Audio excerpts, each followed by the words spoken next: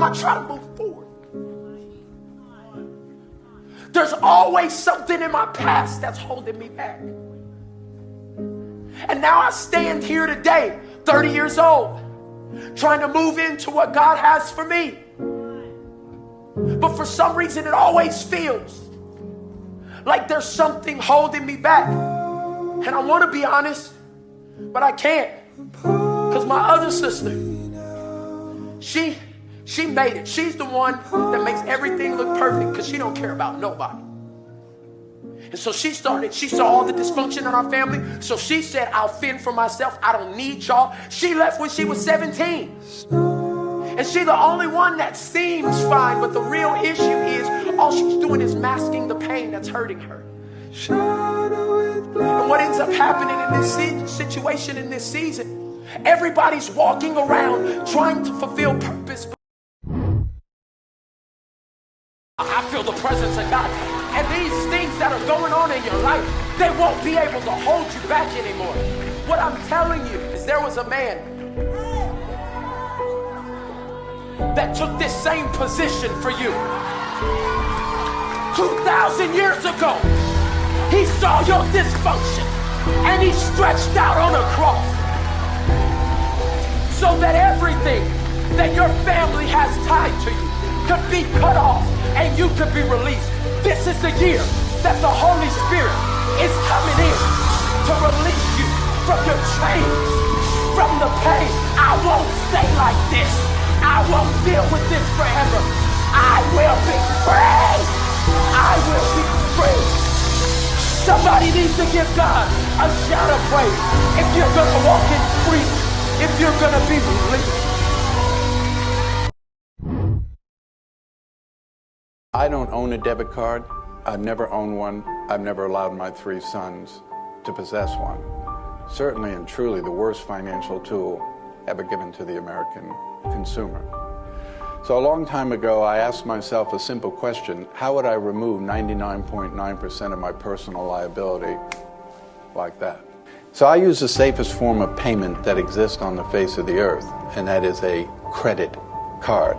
Credit card. Not debit credit, but credit card. Every day of my life, I spend their money. I don't spend my money. My money sits in a money market account. It earns interest. If I pay the bill in full or part of the bill, my credit score goes up. So I'm building credit while I'm using that credit card. If tomorrow someone gets my card number and charges $1 million on my credit card by federal law, my liability is zero. I have no liability. Until you question what's already in your head, you will do what's already in your head. Go to school, get a job, work hard, save money, get out of debt, invest in the stock market, buy a house, buy a car. Until you question that, you're hypnotized.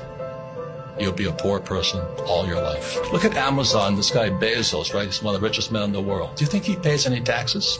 Do you think Bezos became a billionaire paying taxes? He doesn't pay taxes. Trump doesn't pay taxes.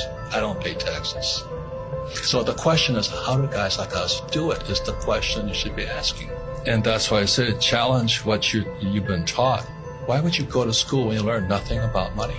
Because it's fake money, fake teachers, fake assets, stocks, bonds, mutual funds, ETFs. I don't touch any of that garbage. In life, things happen. You may not want them to, but they do. You just gotta do your best and move on. You don't have to look good for people. You don't have to be perfect just because other people want you to be perfect. If your soul is perfect from within, that's all right. This is all what you want. This is all what you need to be. One day it just clicks. You realize what's important and what isn't. You learn to care less about what other people think of you and more about what you think of yourself. You realize how far you've come, and you remember when you thought things were such a mess that they'd never recover. And then You smile. You smile because you are truly proud of yourself and the person you have fought to become. You are amazing. May 26, 2003, Aaron Ralston was hiking. A boulder fell on his right hand. He waited 4 days. Then he amputated his own arm with a pocket knife.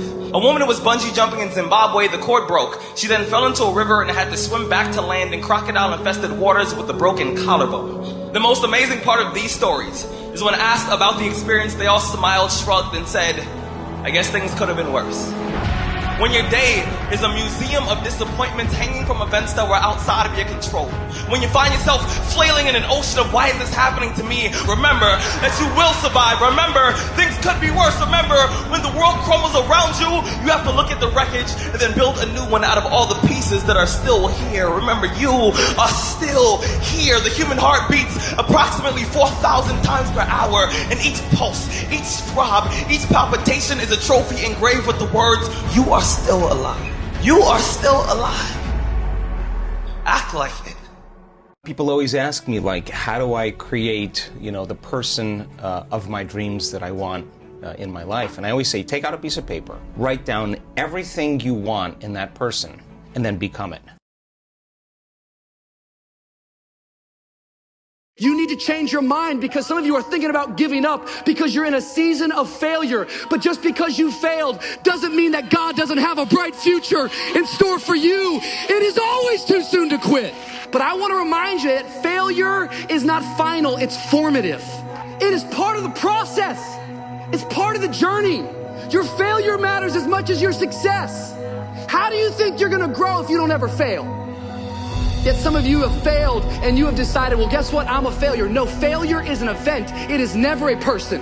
Just because you failed doesn't mean that you're a failure. In fact, failure is actually fuel for your future. The way that you grow, the way that you advance. You have to fail in order to succeed. Like every one of my successes is stacked on top of failures.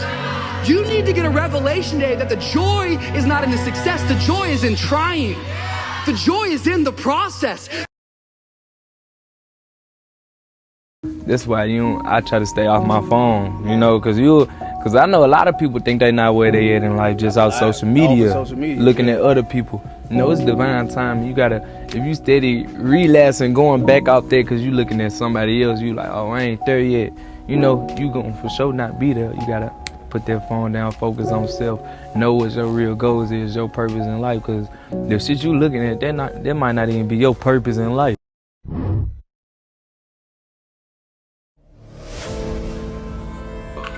Hey, but listen, here's my question.